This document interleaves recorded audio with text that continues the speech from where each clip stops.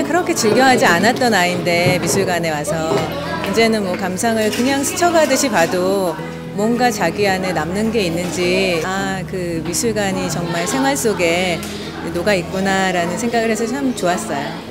그 시대에 왜 그런 식의 작품을 그렸는지, 어떤 차이점이 있는지, 그게 그 시대에는 어떻게 활용이 됐는지 이런 거에 대한 설명과 함께 아이들한테 진행이 된다고 해서 사실 논술 교육을 따로 시키는 것보다는 오히려 그런 식의 복합된 교육을 시키는 게 아이한테 훨씬 도움이 될 것 같아요.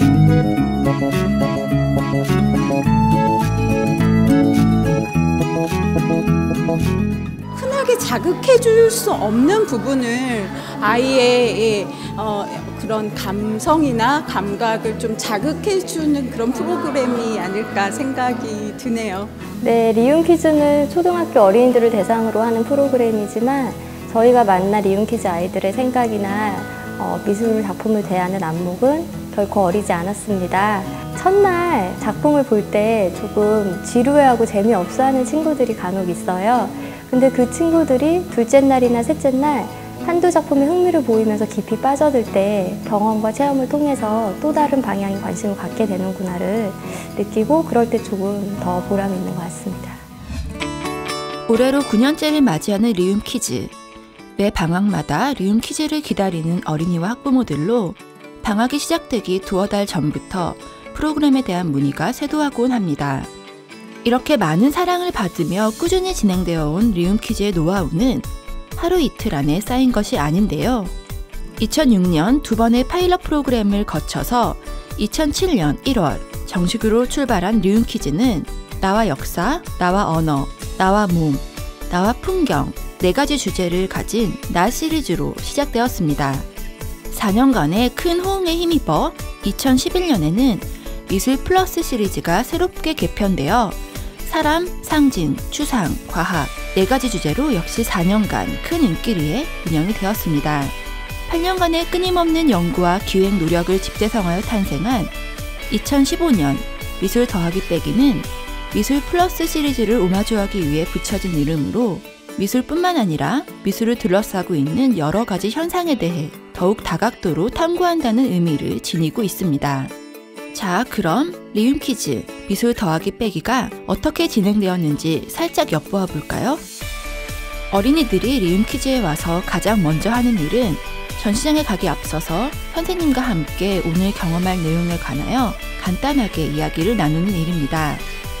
10분 정도의 도입 시간 이후에는 리움 퀴즈에서 가장 중요한 감상 수업을 위해 어린이들이 전시장으로 이동을 합니다. 자타가 공인하는 리움 퀴즈의 장점 중 하나는 전시장 공간에서 직접 작품을 대면하고 선생님의 도움으로 작품 가까이서 풍부하게 소통할 수 있다는 점입니다. 이때의 대화는 일방향적 전달이 아니라 작품 탄생의 시대 배경, 미술사적 흐름, 작가론 등을 이끌어내기 위한 수많은 질문들로 구성되는데요. 이는 어린이들이 먼저 능동적으로 생각할 수 있도록 유도하고 친구들의 서로 다른 생각을 함께 들어보면서 어린이 각자의 사고와 상상력의 폭을 무한히 확장시킵니다. 미처 말로 다 표현되지 못한 생각들은 어린이들이 리움 퀴즈 워크북에 글로 또는 그림으로 기록합니다. 전시장에서 감상 수업을 마친 어린이들은 다시 워크숍 룸으로 돌아와 감상했던 작품들과 연계하여 직접 나만의 작품을 만들어보는 시간을 가지는데요. 이번 미술 더하기 빼기에서는 전시장 감상 직후에 연극 감상 시간을 가졌습니다. 오늘 연극에서는 악마 메피스토 대신 파우스트 박사를 농락하려는 근심이 등장했습니다. 나는 근심입니다. 나는 거짓말을 했을 때, 부모님에게 꾸중을 들었을 때. 미술 더하기 빼기의 두 번째 시간인 오늘은 감정의 표현, 내 마음의 거울이라는 소제목으로 감정을 주제로 한 수업이었는데요. 전시장에서 감상한 조한 미첼의 메피스토 작품과 연계하여 이 곡 파우스트의 일부를 연극으로 감상하고 작품과 연극 모두를 보고 일어난 감정의 변화를 회화로 표현해보는 시간이었습니다. 리움 퀴즈의 큰 특징은 고미술품과 현대미술품, 유수의 건축물을 보유하고 있는 리움 자체의 특성에 기반하여 여러 장르와 시대를 초월하는 예술을 접할 수 있다는 점입니다. 리움 퀴즈는 그러한 차원을 넘어서서 역사학과 문학은 물론 음악, 과학, 철학, 사회학 등 다양한 인접 학문과 미술을 융합시킨 차별화된 교환을 매 과정 새롭게 개발하여 왔습니다.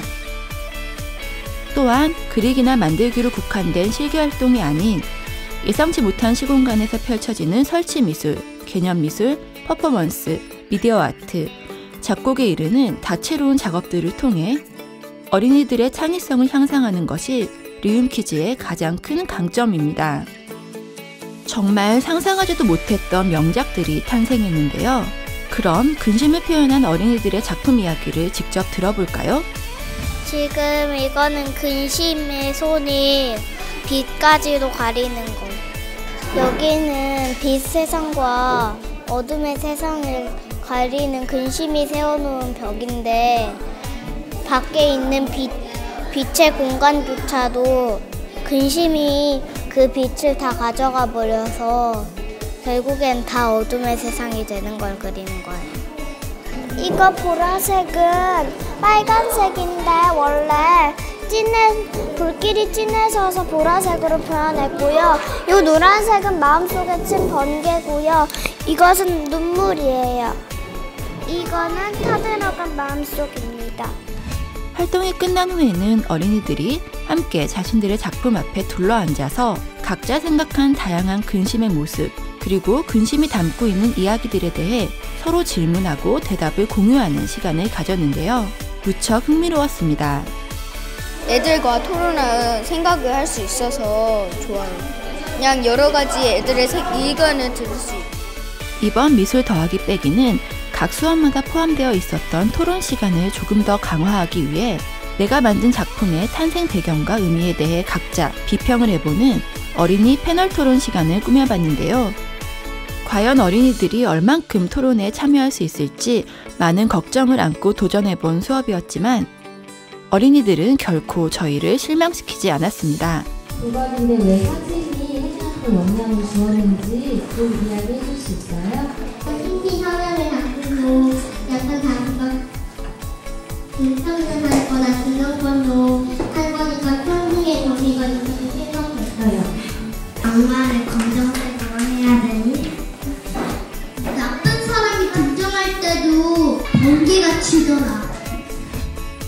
감상 작품을 방점으로 한 사고활동과 표현활동은 작품과 진정으로 소통해 나가는 과정이며 어린이 각자의 견고한 인문학적 기반을 수립하여 보이지 않는 것을 볼 수 있는 창조적 안목을 만들어 나가는 데 있어 매우 중요한 과제입니다. 자, 이것으로 리움 퀴즈, 미술 더하기 빼기를 간략하게 살펴보았는데요. 어떠신가요?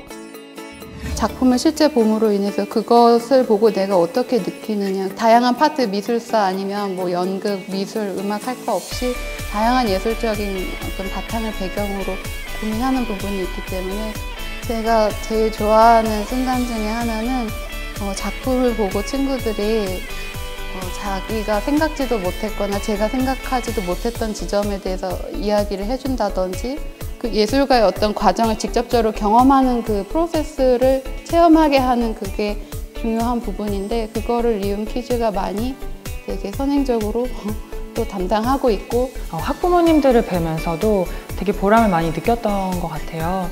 이제 아이들이 되게 이제 미술을 어려워하고 또 쉽게 여기지 않는 이제 아이들도 있는데 그 아이들이 이제 집에 와서 오늘 봤던 작품에 대해서 얘기하고 또 했던 활동에 대해서 얘기했다고 하시면서 너무 감사하다고. 바로 작품 감상과 이렇게 활동을 연계할 수 있다는 게 굉장히 큰 메리트라고 생각해요. 그래서 너무나도 좋은 프로그램으로 아이들이 그 안에서 이제 자기의 생각을 한껏 표출하고 그럴 수 있는 게 리움 퀴즈 프로그램이 전문적이고 알찬 또 하나의 이유는 리움의 교육연구원뿐만 아니라 수업을 진행하는 강사 선생님들 그리고 자원봉사자들이 함께 협업하여 최고의 결과를 만들어내기 위해 노력하기 때문입니다. 단순한 미술 교육이 아닌 어린이들에게 사고의 유연함을 허용하고 이를 무한대로 증폭시키는 장소인 리움 퀴즈, 그리고 매 프로그램마다 전혀 새로운 기획으로 역사 깊은 문화재부터 동시대 미술까지 폭넓은 작품에 대해 여러 시각으로 탐색하는 예술 발전소, 리움 퀴즈를 꼭 한번 경험해 보시기 바랍니다.